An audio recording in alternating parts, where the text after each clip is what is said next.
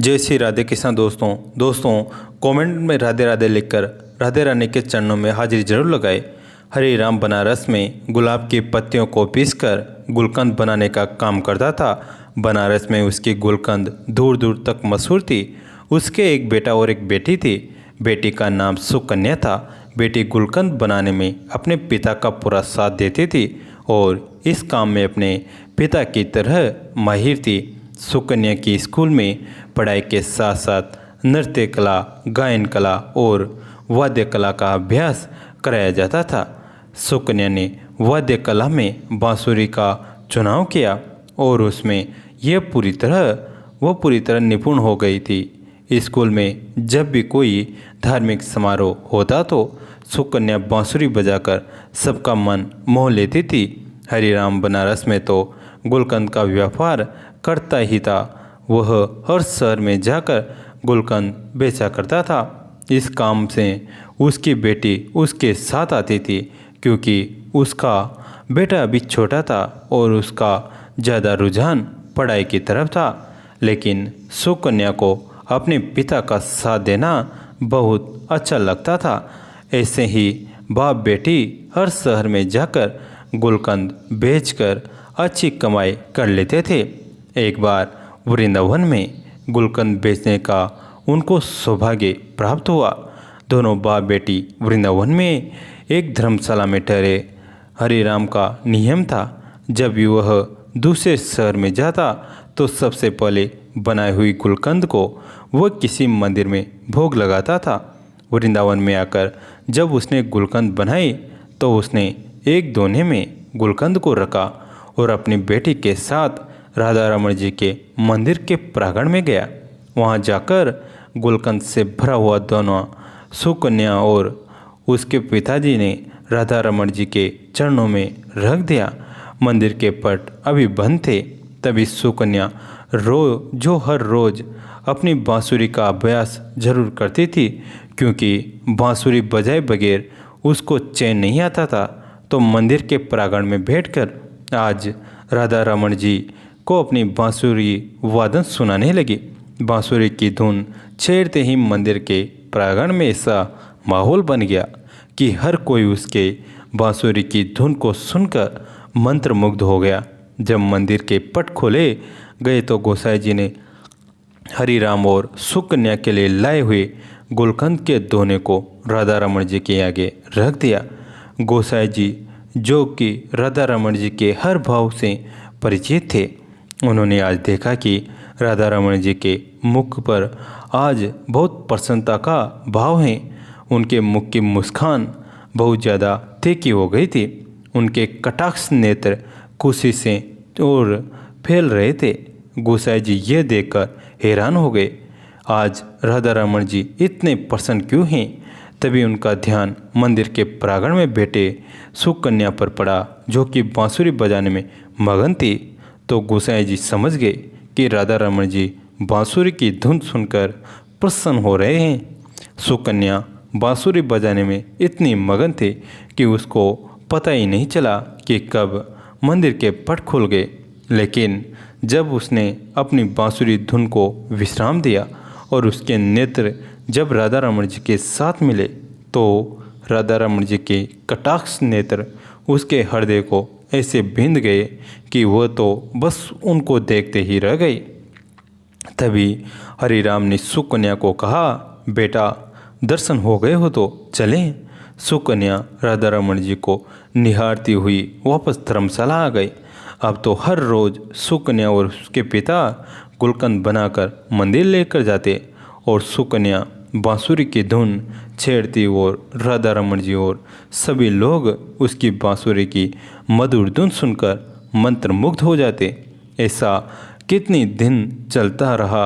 हरिराम ने कहा कि बेटा, अब हमें आए हुए काफ़ी दिन हो गए हैं, अब हमें अपने नगर वापस चलना चाहिए।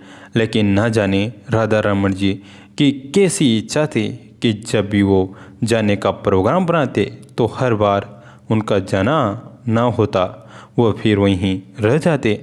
ऐसा करते करते उनको वृंदावन में रहते 2 महीने हो गए।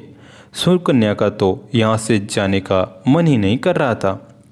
क्योंकि वो तो राधा रमणा की दीवानी हो चुकी थी। और उधर राधा रमण जी जो कि आज तक अपनी बांसुरी की धुन से सारे वृंदावन में रमण करते थे, अब तो सुकन्या की बांसुरी की धुन सुनकर मंत्रमुग्ध हो गए थे।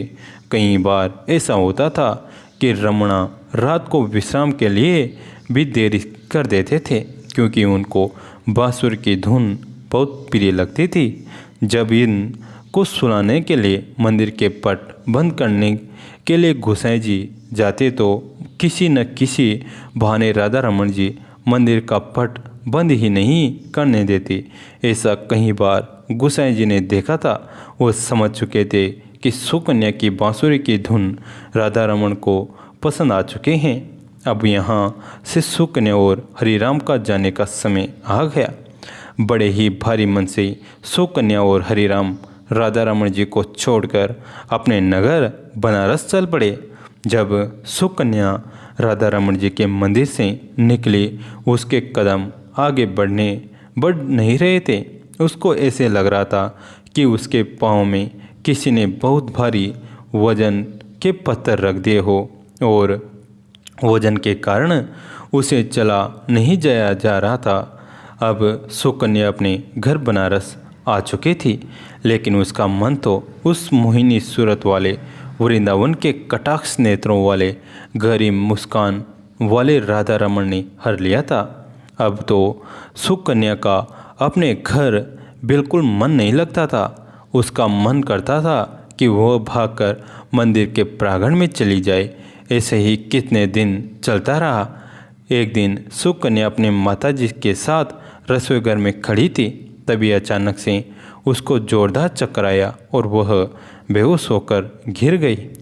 जब डॉक्टर के पास उसको ले जाया गया, डॉक्टर को इसकी बीमारी समझ ना आई, लेकिन जब उसके पिताजी उसको बड़े अस्पताल में लेकर गए तो डॉक्टरों ने जब उसकी जांच की तो पता चला कि उसके हृदय में छेद हैं। घर के सब लोग सदमे में आ गए। यह हमारी बेटी के साथ क्या हो गया? डॉक्टर ने बोला कि अब आपकी बेटी ठीक नहीं हो सकती। यह कुछ दिनों की मेहमान हैं, लेकिन इसके बारे में सुकन्या को नहीं बताया गया। सब लोग उसको ऐसे दिखाते कि तुमको कोई मामूली सी बीमारी है और तुम्हें कुछ भी नहीं हुआ है। लेकिन सुकन्या को थोड़ा सा संदेह हो गया था, उसको कुछ न कुछ बड़ी बीमारी हो गई है। तभी एक दिन सब लोग बाहर गए हुए थे और उसने अलमारी में से डॉक्टर की दी गई रिपोर्ट देखी तो उसने देखा कि उसके हृदय में छेद हैं। लेकिन तभी उसको वहाँ उसके हृदय में एक आकृति दिखाई दी। जब उसने देखा कि यह तो राधा रमण जी की आकृति हैं। सुकन्या यह देखकर हैरान हो गई। राधा रमण जी को मैं वहाँ नहीं छोड़कर आई, बल्कि वो तो मेरे साथ मेरे हृदय में निवास कर रहे हैं। जब सब लोग घर आए तो सुकन्या ने ऐलान कर दिया कि वह आज रात को राधा रमण जी के पास जाएगी। लेकिन उसके पिताजी ने कहा कि बेटा, तुम्हारी तबीयत ठीक नहीं है, तुम वहाँ नहीं जा सकती। लेकिन सुकन्या ने ठान लिया कि वह वृंदावन जरूर जाएगी। ना जाने कब उसको मौत का बुलावा आ जाए। उसके पिताजी उसकी हट के आगे विवश हो गए और उसको लेकर वृंदावन चल पड़े। वृंदावन पहुंचकर वह दोनों सुबह सबसे पहले राधा रमण जी के मंदिर अपने हाथ से बने हुए गुलकंद को लेकर और बांसुरी लेकर मंदिर में प्रवेश करते हैं। मंदिर में आज एक अजीब तरह की खुशबू आ रही थी। अब गोसाई लोग हैरान हो गए कि आज यह मंदिर में कैसी खुशबू फैली हुई है। लेकिन जब उनका ध्यान सुकन्या की तरफ पड़ा तो सब गोसाई सुकन्या को देखकर बहुत प्रसन्न हो गए और कहने लगे, अरे बेटा, तुम कहाँ चली गई थी? जब से तू गई हैं हमारे तो राधा रमण जी के मुख की कांति फीकी पड़ गई हैं। लेकिन आज देखो उनकी मुस्कान कितनी गहरी है और आज तो तुम्हें देखकर उनकी दंतावली के दर्शन भी हो गए हैं। अब जल्दी से तुम अपनी बांसुरी की धुन भी सुना दो ताकि और प्रसन्नता हो जाए। तुम नहीं जानते कि तुम्हारे हाथों से बनी हुई गुलकंद राधा रमन जी को बहुत प्रिय थी। जब भी तुम गुलकंद का भोग लगाती थी, हम अपने हाथों से इनके मुख पर लगी गुलकंद को साफ करते थे। हमने तुम्हें कभी नहीं बताया, ये तुम्हारी गुलकंद को रोज़ आरोगते थे। ये सुनकर सुकन्या का फीका पड़ा मुख अचानक से खिल उठा। लेकिन जब उनको गोसाई जी ने बोला कि आज तुम अपनी बांसुरी की धुन से राधा रमन जी को प्रसन्न कर दो, तभी वहाँ पर हरिराम ने आकर गोसाई जी को हाथ जोड़कर बड़ी विनम्रता से कहा कि मेरी बेटी अब बांसुरी नहीं बजा सकती क्योंकि उसके हृदय में छेद हैं। अगर यह बांसुरी बजाएगी तो ये जो बचे कुछ ही दिन हैं उससे पहले ही इसको कुछ हो जाएगा। हरिराम गोसाई जी से प्रार्थना कर रहा था, लेकिन उधर सुकन्या बांसुरी बजाना शुरू भी कर चुकी हुई थी और लगातार 4-5 घंटे आंखें बंद करके राधा रमन जी के अपने हृदय में दर्शन करते हुए बांसुरी बजाती हैं। हरिराम ये देखकर हैरान हो जाता है, इतनी बीमार लड़की बांसुरी वादन कैसे कर सकते हैं। जब सुकन्या ने बांसुरी को विश्राम दिया, तभी मंदिर में माथा टेकने के लिए दिल्ली से एक बहुत बड़े डॉक्टर का परिवार आया हुआ था। उन्होंने गोसाई जी और हरिराम जी की सारी बातें सुन ली तो डॉक्टर ने बताया कि जिसको दिल की बीमारी या दिल में छेद होता है वो बांसुरी वादन नहीं कर सकता। आप लोगों को ज़रूर कोई गलतफहमी हुई है। लेकिन हरिराम ने सौगंध लेकर कहा कि नहीं, हम वहाँ पर सुकन्या का इलाज करवा रहे थे और डॉक्टर ने बोला है यह कुछ दिनों की मेहमान है। तो मंदिर में आए हुए डॉक्टर ने दोबारा उसके दिल की जांच की तो उसने भी देखा कि सुकन्या के हृदय में तो छेद है, लेकिन वह छेद किसी चीज़ का उस पर आवरण है। लेकिन उसको कुछ समझ नहीं आ रहा था। किसी को यह नहीं पता था कि बीमारी सुकन्या के दिल में हुई। छेद को खुद राधा रमन जी ने वहाँ पर विराजमान होकर अपने आप से ढका हुआ था। सुकन्या अपने बीमारी से बिल्कुल बेपरवाह थी क्योंकि उसके दिल में डॉक्टर राधा रमन जी उसके दिल का इलाज करने के लिए खुद ही उसके हृदय में वास कर रहे थे। ये बात सुकन्या और राधा रमन जी ही जानते थे। सुकन्या ने ऐलान कर दिया कि जब तक उसकी ज़िंदगी है तब तक वह राधा रमन जी को छोड़कर कहीं नहीं जाएगी। उसके पिता ने उसको समझाने की बहुत कोशिश की, लेकिन वह अपनी बात पर अड़ी रही। इस बात को 25 साल हुए सुकन्या ने के बाल सफ़ेद हो चुके थे, लेकिन राधा रमन जी की कृपा से उसका हृदय आज भी तंदुरुस्त था। उसको कुछ भी नहीं हुआ था। जिस पर लालजू की कृपा हो जाए उसको कोई बीमारी छू जाए कैसे हो सकती हैं। अगर कभी भूलवश कोई बीमारी उनके भक्तों को आ भी जाए तो लालजू इतने कृपालु हैं कि उनकी कृपा से सारी चिंताएं, सारी बीमारी छूम मंतर हो जाती हैं। राधा रमन लालजू की जय हो।